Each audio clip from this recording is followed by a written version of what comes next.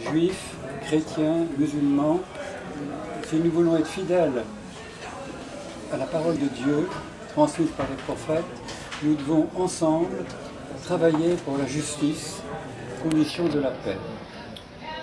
Et je pense que nous voulons le faire tous ensemble. Nous vivons dans un monde, j'ai beaucoup aimé tout ce qui a été dit tout à l'heure, Monsieur le Président, dans un monde avec des hommes et des femmes qui sont beaucoup croyants, d'autres non-croyants, humanistes, agnostiques. Nous devons travailler avec eux. Certains d'entre eux sont sectaires contre les religions, et ils ont tort. Mais d'autres parmi eux, au contraire, nous respectent, et nous devons les respecter et travailler avec eux, pour des valeurs communes. Bien sûr, nous croyons, nous savons que nous venons de Dieu, que nous retournerons à Dieu. Nous ne sommes pas seulement dans ce monde, nous sommes aussi dans l'autre monde, et nous ne sommes pas d'accord avec ceux pour lesquels l'homme n'est pas une créature de Dieu. Là-dessus, nous sommes différents. Mais parmi ceux qui ne soient pas croyants, certains travaillent pour des valeurs humaines que nous respectons et nous voulons travailler avec eux.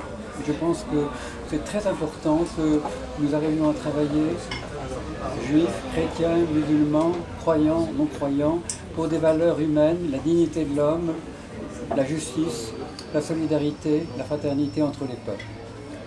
Alors pour ça, je crois qu'il faut le dialogue. Nous sommes tous pour le dialogue. Dialogue entre chrétiens et musulmans, maintenant qui est de plus en plus avancé. Dialogue avec nos frères juifs, parce que parmi nos frères juifs, certains malheureusement continuent à soutenir la politique injuste de l'État d'Israël, mais de plus en plus de juifs se rendent compte que si vous voulez être fidèles aux vraies valeurs du judaïsme, ils ne peuvent plus supporter l'injustice faite au peuple palestinien. Et nous devons travailler avec eux, les aider comme ils nous aident. Et puis nous devons dialoguer aussi, croyants et non-croyants. Nous avons des choses à nous dire et nous devons travailler ensemble pour des valeurs humaines communes. Enfin, je dirais, et peut-être c'est pas facile non plus, nous devons dialoguer, nous entre chrétiens. Parmi nous, il y a différentes tendances. Certains ne comprennent pas encore qu'il faut l'ouverture, le dialogue. Nous devons les aider à le comprendre. Je pense qu'il faut dialoguer aussi entre musulmans.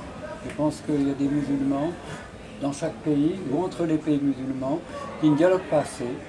Donc nous devons, je pense, nous, si nous voulons être fidèles à Dieu, fidèles à l'Évangile, fidèles au Coran, nous devons, je crois, tous être des hommes et des femmes de réconciliation, de fraternité. Et tout ce que vous avez dit, Monsieur le Président, tout à l'heure va dans ce sens. Je pense que nous devons ensemble demander à Dieu de nous aider à continuer ensemble, comme vous avez si bien commencé, et je souhaite de tout mon cœur que tous vos efforts, que Dieu bénisse, arrivent pour la Tunisie, et au-delà de la Tunisie, pour le Maghreb, pour le Moyen-Orient, pour les relations entre les peuples, à vraiment rétablir la paix et la réconciliation. Avant de m'arrêter, je m'excuserai parce que je suis très vieux maintenant, j'ai 89 ans, et je suis un peu fatigué et je ne pourrai pas rester avec vous toute la soirée, je m'en excuse.